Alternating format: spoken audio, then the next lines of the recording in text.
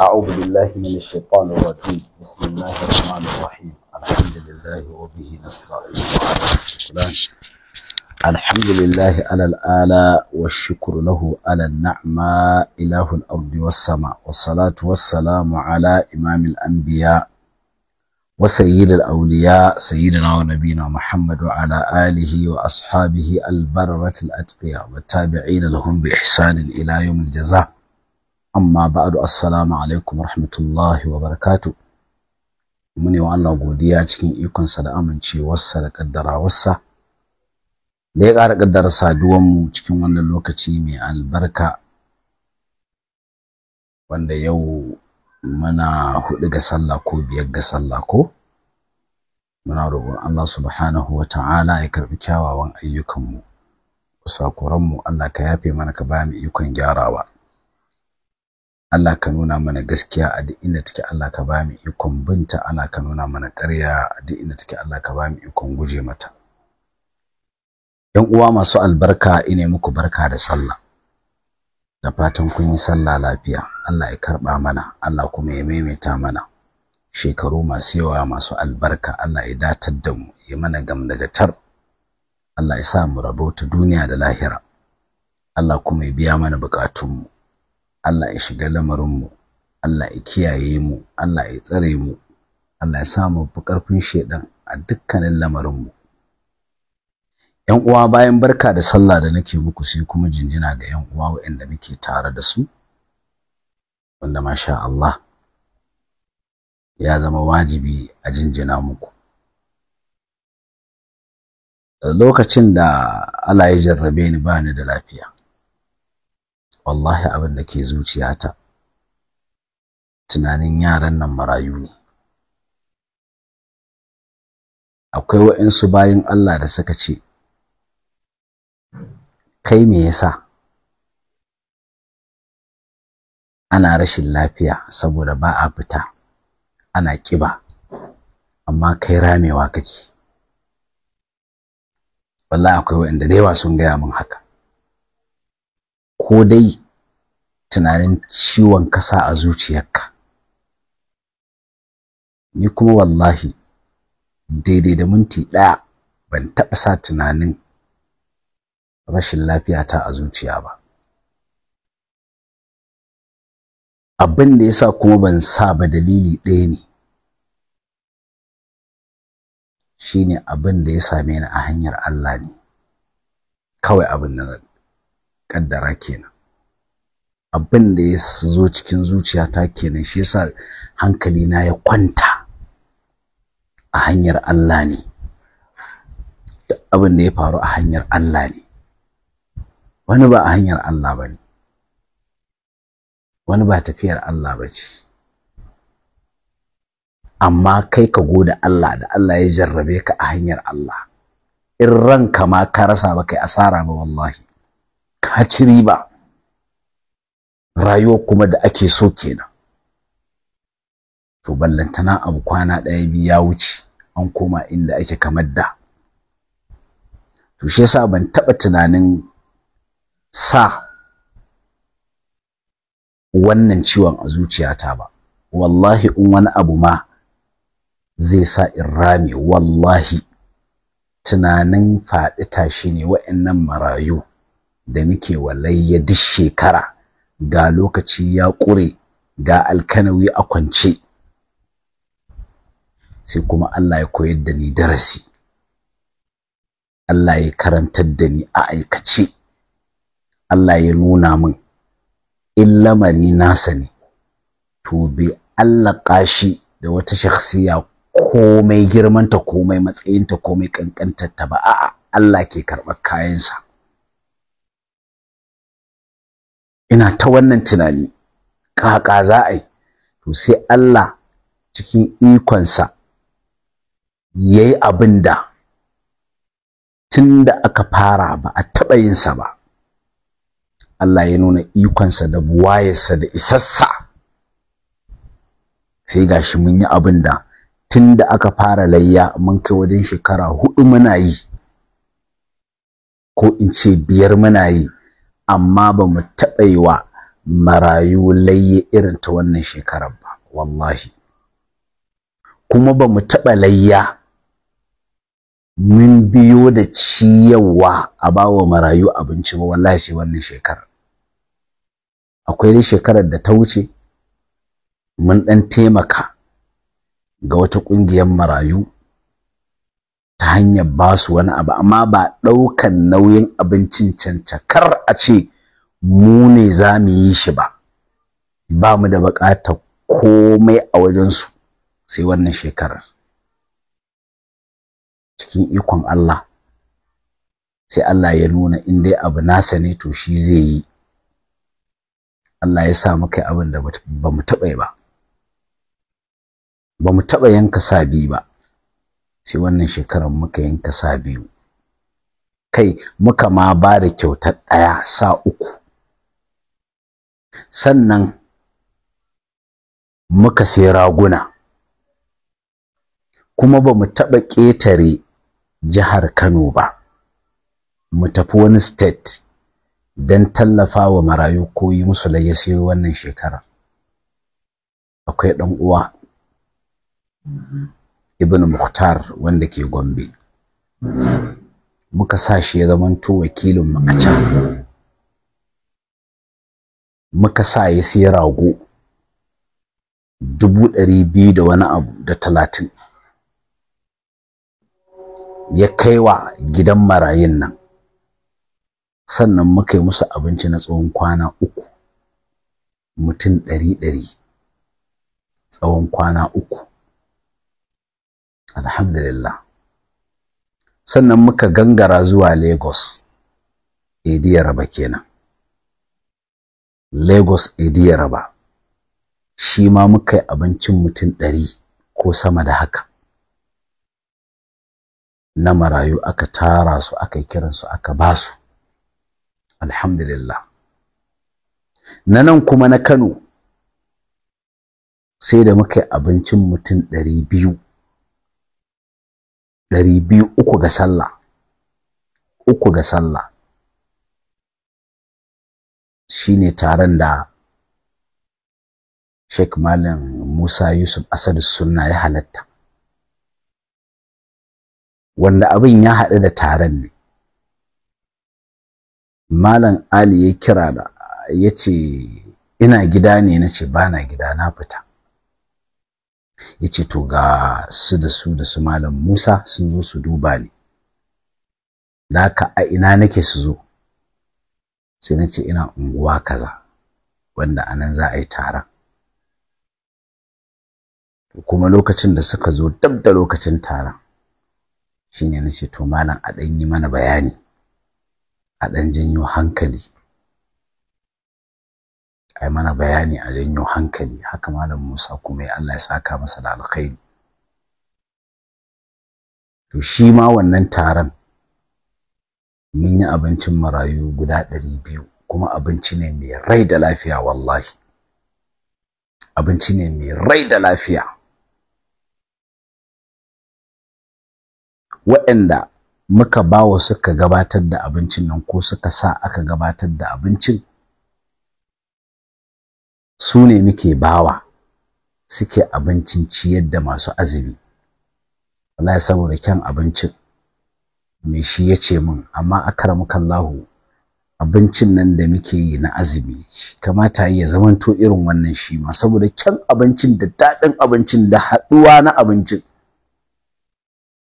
Sai na ce masa ai ka san magana ce ta kuɗi, in dai za ka zuba kuɗi to za a yi ma abu mai kyau. Sai na ce amma Allah ya kai mu, Allah ya kai mu shekara mai zuwa insha Allah za a yi, kuma in Allah yadda za mu irin wannan abincin. Yan uwa, wannan tafiya ta Markazut Tauhid Foundation Allah ya sa mata albarka, tana abubuwa wa'insu a ɓoye ma, akwai abubuwan wa'insu da take wala ba ta bayyanawa, kuma Allah ya ƙarfafe ta da mutane masu kishin addini na waje da na cikin gida. Akwai wanda suna ƙasashen waje suna ƙarƙashin wannan tafiyar, akwai waɗanda kuma a gida suke suna ƙarƙashin wannan tafiyar. kuma tafiya ce wacce in dai bakin Allah ba ko munafunci ko hassara ko gilli, in kaga irin ayyukan da take, inda kana son addini dole ka jinjina, dole ka ji daɗi, ko da a ce kai ɗan ɗariƙa ne, saboda tafiya ce wacce ba ta bambancewa ta ce wannan ɗan ɗariƙa ne, ta ce wannan ahlus sunna ne. Kai waɗansu ƙungiyar ma duk ƴan ɗariƙu ne, amma haka muke jan su a jiki kuma muke ba su suke yin hidima, saboda ta nan aƙidan musuluncinmu bai nuna mana cewa gurin taimako a ce a'a wani ɗan ɗariƙa ne shi kada a taimaka masa yana cikin wahala, ce a'a wani ahlus sunna ne da haka shi za a taimakawa kaɗai. Wani ma ta taimakon kila ya fahimce ka inda ana zuwa ana gaya masa ƙarya a kanka.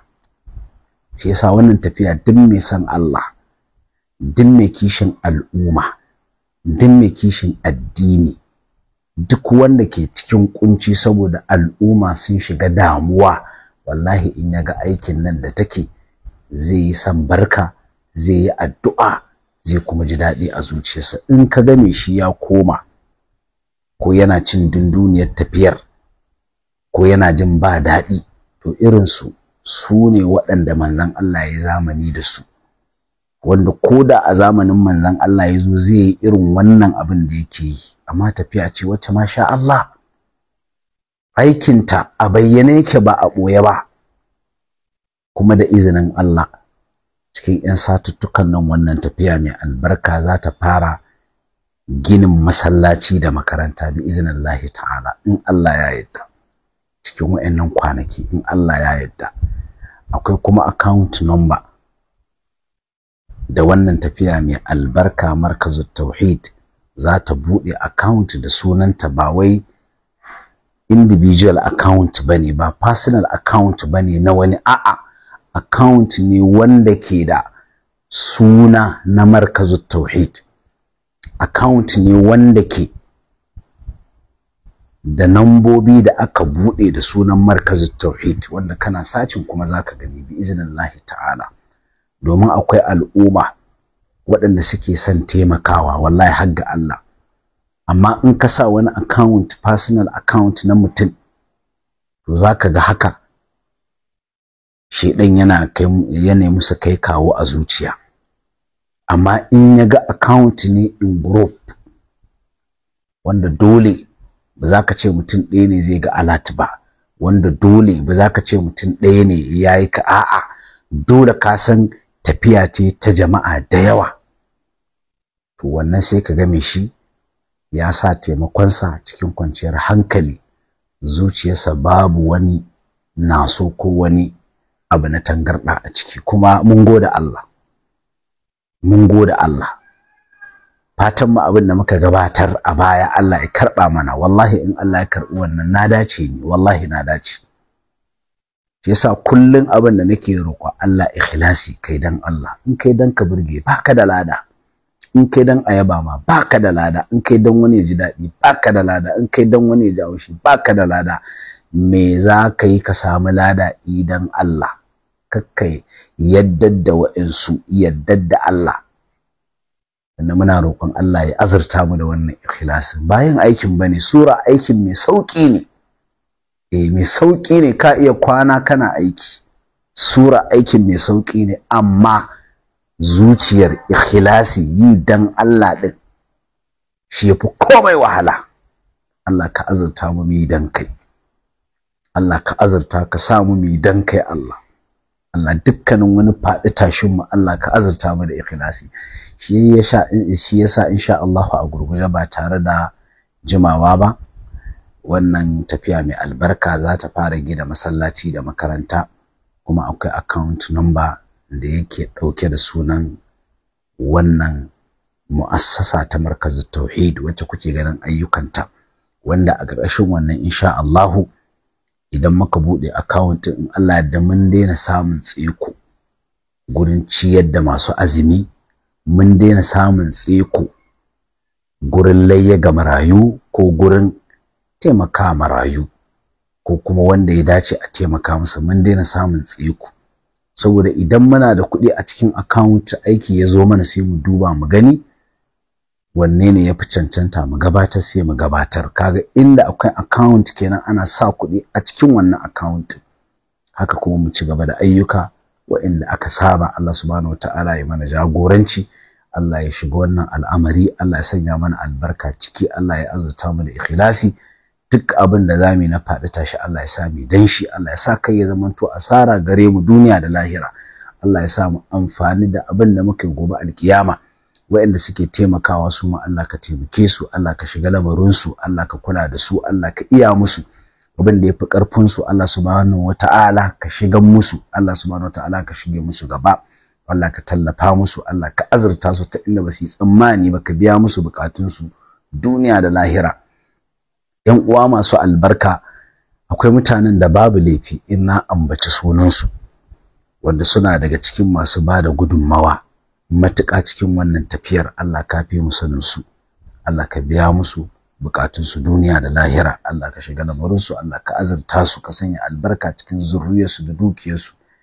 Akwai irin su Alhaji Abubakar mazaunin America, Allah ya saka masa da alkhairi cikin wannan layya, yayi abu na bajinta wallahi, dan ya bada kuɗi kimanin 800 da wani abu. Allah ya saka masa da alkhairi.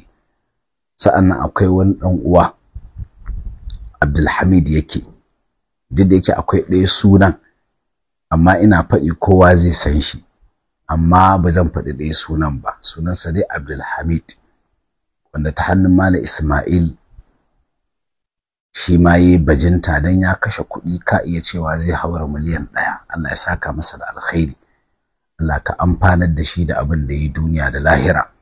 Sa'annan akwai kuma wani dattijo, baba kenan, mazaunin Saudiya, wanda shi ma yayi bajinta. Allah ka saka masa da alkhairi, ya aiko da sa, wanda sannan in siya za a yi a siye shi miliyan 1.5, ya aiko ya ce a kawo.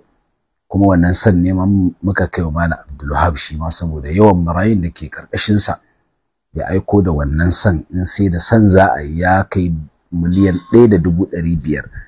Sa'annan kuma ba iyaka sa ya tsaya ba, ya aiko da kuɗi naira 600, yace ayi abin da aka ga dama da shi, abin da aka ga ya dace. Shine kuma sai muka ciyar da marayun nan daga cikin kuɗin ne, amma mun ƙara daga cikin kuɗin tafiyar mu, don kuɗin ba zai kai mai ayyukan da muka yi ba. In ka duba mun ciyar da marayu sun kai wajen 100, wannan ya salama sun kai wajen 100 nawa ina zuwa. Kaga a Gombe mun yi na 100 na kwana 3, mutum 300 kenan a Gombe. Sannan ga Lagos mun ciyar da marayu 100, kaga 400 kenan. Sa'annan ga Kano mun ciyar da marayu mutum 200, kaga a wannan kuɗin da ya aiko da shi naira 600 daga Saudiya ta hannun Alai Salisu, mun ciyar da marayu guda 500, mun ciyar da marayu guda 500, banda ruwa da lemo da kuma kaji da aka siya a Gombe, an gane, da kuma rago da shi ma aka kai Gombe. Shi yasa mun ƙara ne da kuɗin da yake hannunmu wanda muka karɓa gurin al'umma, sannan muka cika muka yi wannan hidima. Shi ma da ya bada 600, Allah subhanahu wataala ka saka masa da alkhairi, ya kuma ƙara da sa.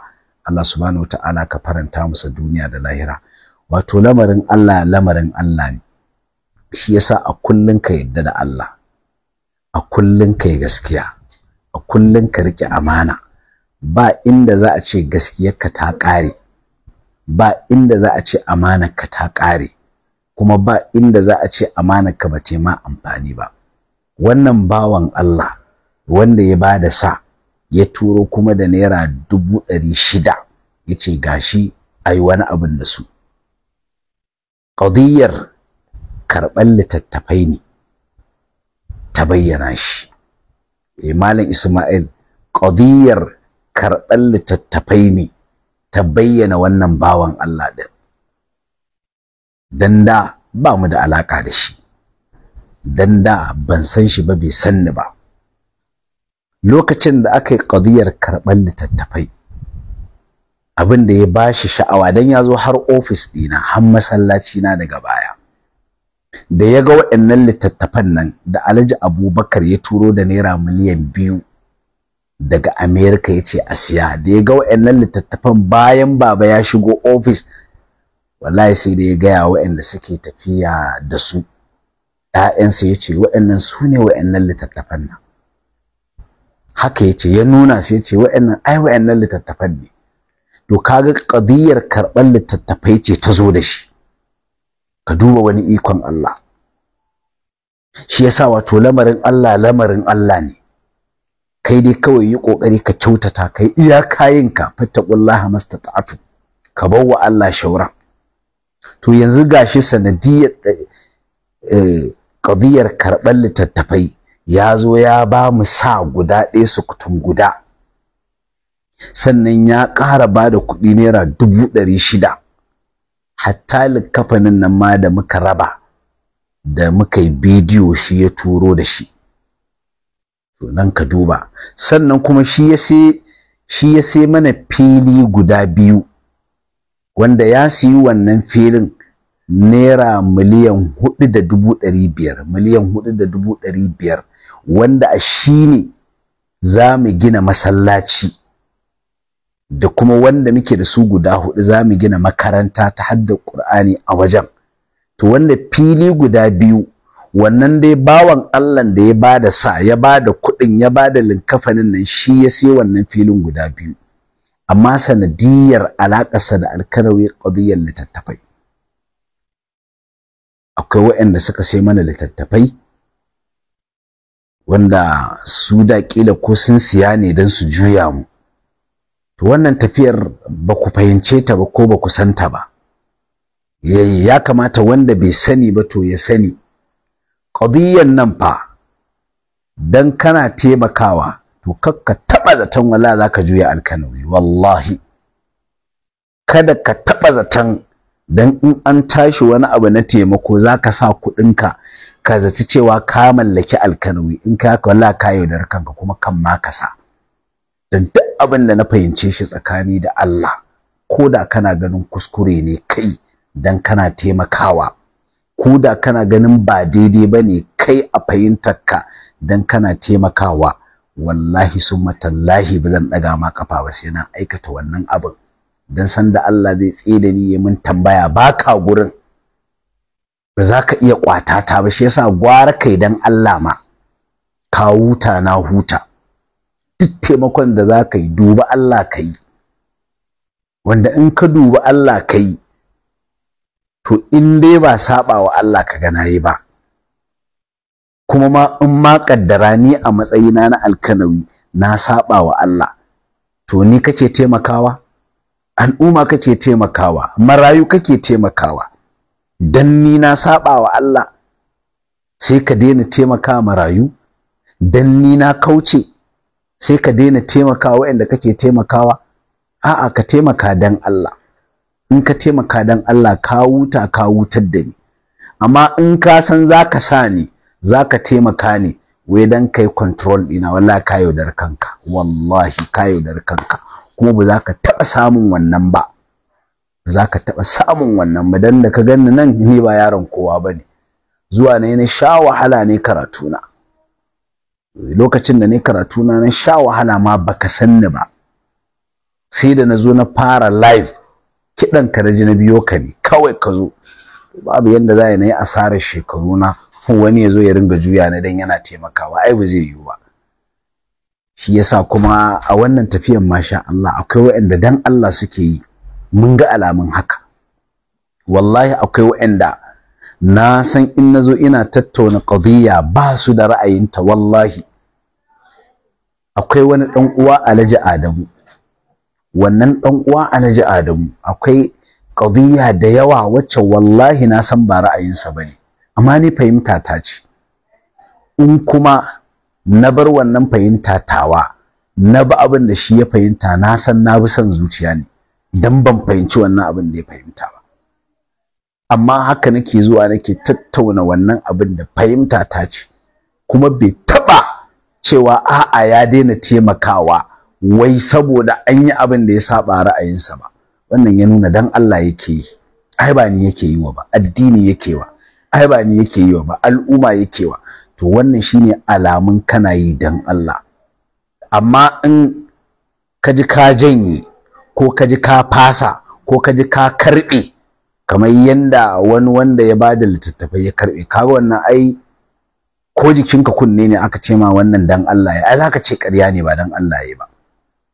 Kuma abin takeici ma, ka san da ya kwace wayannan littattafan yan dariku ya je ya kai wa, wallahi yan dariqa ya bawa, yan dariku ya ba wannan littattafan, wallahi yan dariqun ma munana, yan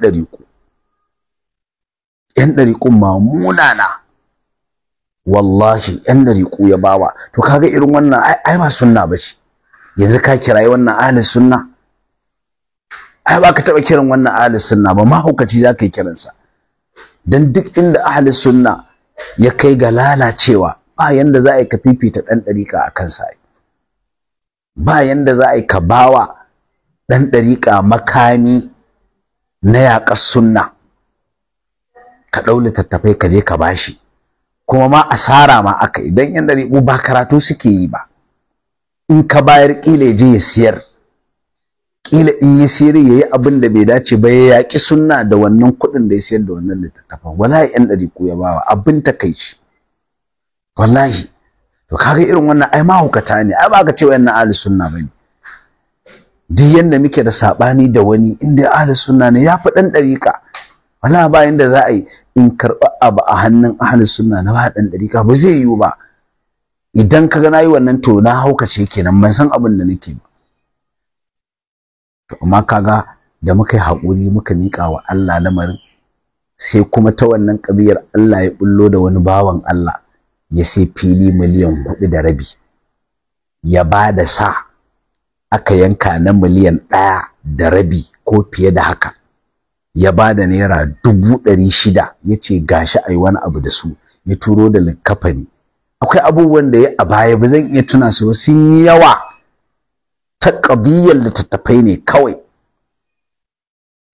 Ta nan ne ya fara alaka da Alkanawi. Kuma wani abu gwanin sha'awa, Allah ya tabbatar da mu a haka, Allah kuma ya sa zaton da al'umma suke mana har a wajen Allah haka yake, Allah ya sa haka za a same mu. Cigiya ya bayare ce a nemo Alkanawi, cigiya ya bayare ce a nemo Alkanawi. Shi a social media shi ya sani. Haka kuma aka ringa bin malama manya, sun san wani Alkanawi, sun san abibi ya bayar a nema a kaina, abibi ya nema,